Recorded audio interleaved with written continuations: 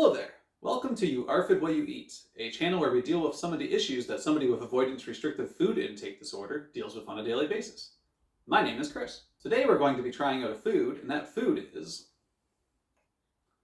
Gouda cheese. Gouda, Gouda, Gouda, Gouda, Gouda. So Gouda cheese is the first cheese in our tried out series that we're going to be giving a shot here, and I do like a fair amount of cheeses, probably like 5 types of cheese overall, maybe not that many actually. But the cheeses I generally really do like them. I like what they bring to a meal. If I find a meal is a little challenging for me sometimes, I'll try to use cheddar cheese or something like that, just like sprinkled on there or on the side to make it a little bit more palatable. It's usually a very predictable flavor, very consistent, no surprises in it. So I like those things about cheese. It varies from cheese to cheese, of course, and there are some cheeses that would be way too much for me, especially if they have stuff in them. There's some cheeses that like literally have like little bits of meat or something. No thanks, not for me. But yeah, Gouda I don't really have any experience with, so let's just hop right into this thing here. Looks pretty harmless. The color's not too bad. It looks mild. Like, it's not going to have a ton of flavor to it, which is okay for me. It's consistent right through. There's no surprises by the looks of things. The texture looks pretty good. Looks nice and fresh. I don't see any like hard parts or changes in the texture or anything like that when I'm touching it. It is surprisingly like kind of wet. I think that's from being in the packaging, but I don't like that wetness at all. That's kind of gross to me. I might even just pat this down with a paper towel or something. Pat, pat, pat, pat, pat. Yeah, it's still kind of, it's still wet. Yeah, more pat, pat, pat, more pat, pat, pat. It has a kind of like delicate smell. It almost smells like it's not going to be too difficult, but then there's just this little sharpness in the back that's got me a little worried. So hopefully this isn't too powerful. The cheeses I tend to like don't tend to be very strong. They tend to be very mild cheeses. So I guess we'll see what this thing's got for me today. Pretty firm, actually. This is a pretty tough cheese. This is going to hold up a little bit. I don't know if that means it's going to break into pieces or if it's just going to kind of be hard to bite through. Let's cut this open. As you can see here, yeah, good color, good consistency, 0 surprises at all. I love that. Looks pretty harmless. It is surprisingly hard to cut through, so I'm thinking this might be a bit of a tougher cheese than I'm used to. Let's see how easily it breaks. Oh, okay, it broke in 2, like no problem at all. Hopefully that's not too bad. All right, moment of truth. Let's give this thing a taste.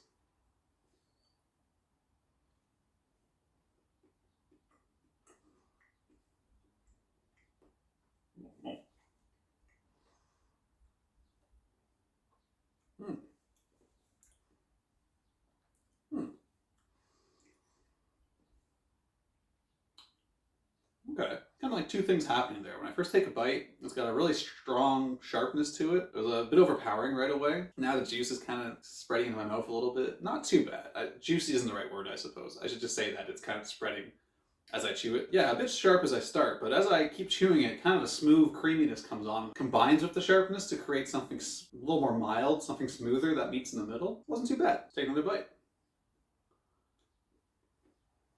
Very easy to chew. I like that. Far less resistant than I thought it was going to be. I thought that'd be kind of tougher. I'm glad it isn't. And yeah, well, there is some sharpness to this. The creaminess tends to override that. Yeah, they actually meet in the middle to create something that's kind of a really interesting flavor here. That's pretty good. Brought some crackers with me here to make a little, you know, charcuterie board kind of. Figured I'd try it closer to how it's probably intended to be had. All right, Gouda and a cracker.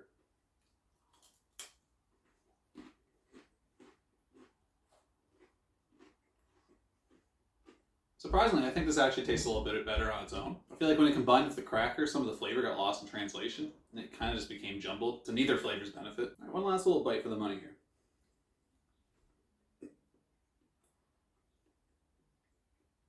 Wow. No. Ah. Ugh. Okay, I feel like the more I'm eating this, the more I'm starting to notice the sharpness overpowering the creaminess. And that nice cheesy flavor. It's a little strong now, actually. Oh, it's lingering. Oh, okay, this is turning a corner here, actually. Yeah, it's getting too strong now. I don't know. I can definitely say that this flavor's hanging around. I was hoping it wouldn't, because it was chewing up and going down so easily, but now all of a sudden I've got this Gouda just sharpness lingering in my mouth. I do not like that at all. That's too bad, because this was going pretty well at first. Ugh, it really is lingering. Ugh. I feel all this like dried up cheese wetness on my hands too. Ugh, gross. Well, overall thoughts on Gouda then. Good news, bad news. It was better than I thought it would be in some ways, but the further along I kept eating it, the worse it got. As is a common thing for me. I can enjoy an original bite sometimes, but after a handful of bites, it kind of begins to add up for me. That's nothing unusual, but I had higher hopes for Gouda after that first bite went down, so good. Yeah, appearance-wise, fairly harmless. The smell actually does kind of tip you off. I should have been aware of that. The smell's pretty accurate to how it tastes in so much as like it's a little stronger, kind of in a subtle way, but there's a smoothness on top of it, which helps kind of hide that until you actually take that bite. Texture-wise, it feels completely fine, except it is a little bit wet, and I should have seen that as a tip off as well to the fact that this was probably going to kind of linger a bit. Foods that have that moisture to them do tend to kind of hang out a little longer in your mouth, which is something I'm just not into. Taste-wise, that initial like hit of sharpness was a lot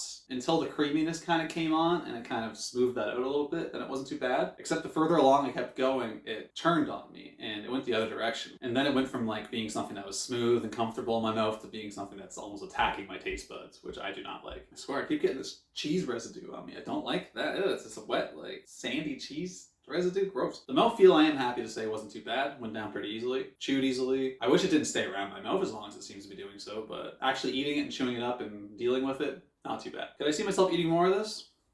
Yes. In the right context, I feel like if I was at someone's place and they had a charcuterie board out or something, and there was a little piece of Gouda, I think I could sneak over and snatch one piece, basically, and get one good experience of that. But like so many foods, I feel like if I was to keep going with it, it would probably take over and become a bad experience. But for that first little bite, you know, it's not too bad. Gouda, I like the idea more than I like the end result, I hate to say.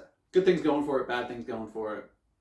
It's alright. Alright, well, this is uARFID What You Eat. My name is Chris. We're trying out Gouda cheese today. We're definitely going to try some more cheeses in the future. I just wanted to start with one I haven't had yet before and kind of go from there. Really appreciate you spending your time with me today as I try this food out. Hope you enjoyed it, and hopefully we'll catch you back for the next episode. Until then, thank you very much. Have a wonderful day.